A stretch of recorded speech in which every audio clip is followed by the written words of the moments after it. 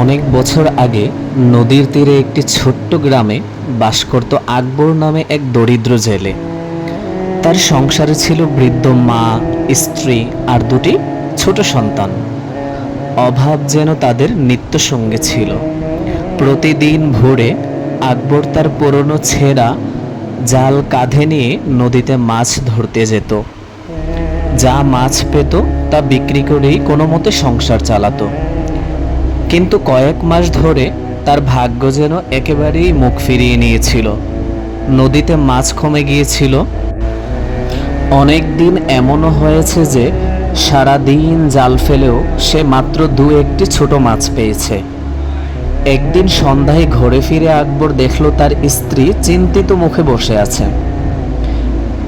তখন তার স্ত্রী জিজ্ঞেস করল, আজ কিছু মাছ পেয়েছো? আকবর দীর্ঘশ্বাস ফেলে বলল, না, মাত্র 3টা ছোট মাছ পেয়েছি।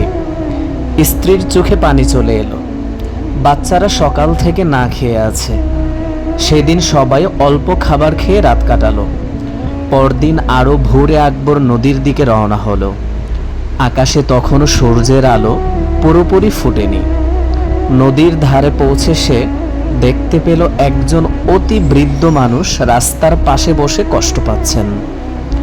বৃদ্ধের কাপড় মলিন, মুখ শুকনো। আকবর কাছে গিয়ে বলল, চাচা, আপনার কি কিছু হয়েছে? বৃদ্ধ দুর্বল কণ্ঠে বললেন, 2 দিন ধরে কিছু খাইনি বাবা।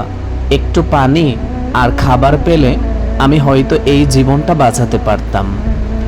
আকবরের নিজের অবস্থাও খুব খারাপ ছিল। পকেটে ছিল মাত্র কয়েকটি টাকা, যা দিয়ে সে নিজের পরিবারের জন্য খাবার কিনতে চেয়েছিল। কিন্তু বৃদ্ধের অসহায় মুখ দেখে আকবরের মনটা অনেক নরম হয়ে গেল।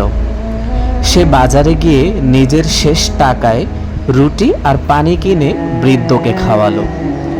বৃদ্ধ তৃপ্ত হয়ে বললেন, বাবা, আল্লাহ তোমার মঙ্গল করুন। মনে রেখো, মানুষের উপকার কখনো বৃথা যায় না। এই বলে বৃদ্ধ ধীরে ধীরে চলে গেলেন। আকবরও নদীতে গিয়ে জাল ফেলল। প্রথমবার কিছুই পেল না। দ্বিতীয়বার আবার জাল ফেললেন।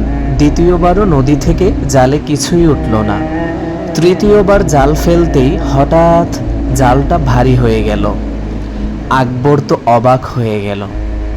এত ভারী জাল সে আগে কখনো টানেনি। অনেক কষ্টে জাল টেনে তুলতেই সে দেখল একটি বিশাল মাছ আটকা পড়েছে। মাছটি এত বড় ছিল যে পুরো গ্রামের মানুষ দেখতে ছুটে এলো। মাছ বিক্রি করে আকবর অনেক টাকা পেয়ে গেল। কিন্তু আশ্চর্যের শেষ তখনও হয়নি। বাড়িতে মাছ কাটার সময় তার স্ত্রী মাছের পেটের ভিতর একটি ছোট থলি খুঁজে পেল। থলির ভিতরে ছিল কয়েকটি ঝকঝকে সোনার মুদ্রা।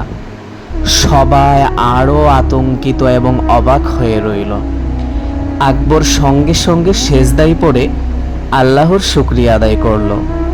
এরপর থেকে তার জীবনে সুখ আসতে শুরু করল। কিন্তু একই গ্রামের কাশিম নামে এক লোভী মানুষ এই ঘটনা শুনে হিংসায় জ্বলে উঠল।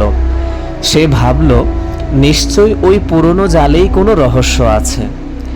এক রাতে সে চুপি চুপি আকবরের সেই পুরনো জাল চুরি করে নিল। পরদিন কাশিম নদীতে গিয়ে সেই জাল ফেলল।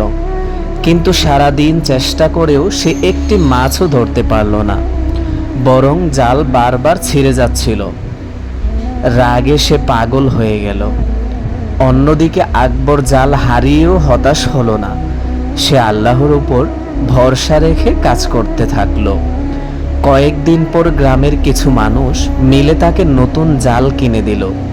সেই নতুন জাল দিয়ে মাছ ধরতে গিয়ে সে আগের চেয়ে বেশি মাছ পেতে লাগলো। একদিন হঠাৎ সেই রহস্যময় বৃদ্ধ আবার গ্রামে চলে আসলো। আকবর তাকে দেখে দৌড়ে গিয়ে সালাম করলো। বৃদ্ধ মুচকি হেসে বললেন, বাবা, তুমি কি আমাকে চিনতে পেরেছো? আকবর তখন উত্তর দিলেন, জি চাচা, আমি আপনাকে চিনতে পেরেছি। সেদিন তুমি নিজের কষ্টের কথা না ভেবে আমাকে সাহায্য করেছিলে বাবা। আল্লাহ তোমার সেই নেক কাজের প্রতিদান দিয়েছেন। আকবরের চোখে পানি চলে এলো। বৃদ্ধ বললেন, মনে রেখো বাবা, সম্পদ মানুষকে বড় করে না, মানুষের ভালো কাজই তাকে বড় করে তোলে। এরপর বৃদ্ধ চলে গেলেন। আকবর আর কখনো অহংকার করেনি। সে গ্রামের গরিব মানুষদের সাহায্য করতে শুরু করলো। কেউ ক্ষুধার্ত থাকলে খাবার দিত, কেউ অসুস্থ হলে পাশে দাঁড়াতো। ধীরে ধীরে সে গ্রামের সবচেয়ে সম্মানিত মানুষ হয়ে উঠল। আর কাশিম, সে বুঝতে পারল, চুরি করে বা অন্যের ভাগ্য কেড়ে নিয়ে কেউ ধনী হতে পারে না। সত্যিকারের বরকত আসে সততা, পরিশ্রম এবং মানুষের উপকার করার মাধ্যমে। প্রিয় দর্শক, আজকের গল্পটি যদি আপনার হৃদয়কে একটুও ছুঁয়ে যায়, তাহলে মনে রাখবেন, পৃথিবীতে কোনো ভালো কাজই কখনো বৃথা যায় না। হয়তো আজ আপনি কারো মুখে একটুখানি হাসি ফোটাবেন, আর সেই হাসি একদিন আপনার জীবনের সবচেয়ে বড় আশীর্বাদ এবং দোয়া হয়ে আপনার জীবনে ফিরে আসবে। আল্লাহ আমাদের সবাইকে সৎ পথে চলার এবং অসহায় মানুষের পাশে দাঁড়ানোর তৌফিক দান করুন। গল্পটি কেমন লাগলো তা অবশ্যই কমেন্টে জানাবেন। আপনার একটি মন্তব্য আমাকে নতুন নতুন গল্প তৈরি করার অনুপ্রেরণা দেয়। আর যদি এমন হৃদয়স্পর্শী, শিক্ষণীয় ও অনুপ্রেরণামূলক গল্প আরও শুনতে চান, তাহলে আমার সঙ্গেই থাকুন। আমার পেজটি ফলো করে রাখুন অবশ্যই, কারণ আগামী গল্পে অপেক্ষা করছে এমন এক ঘটনা যা আপনার চোখে পানি এনে দেবে, আবার হৃদয়ে নতুন আশার আলো জ্বালাবে। ততক্ষণ পর্যন্ত ভালো থাকুন, সুস্থ থাকুন এবং মানুষের জন্য ভালো কিছু করতে অবশ্যই ভুলবেন না। আসসালামু আলাইকুম। আবার দেখা হবে পরবর্তী গল্পে।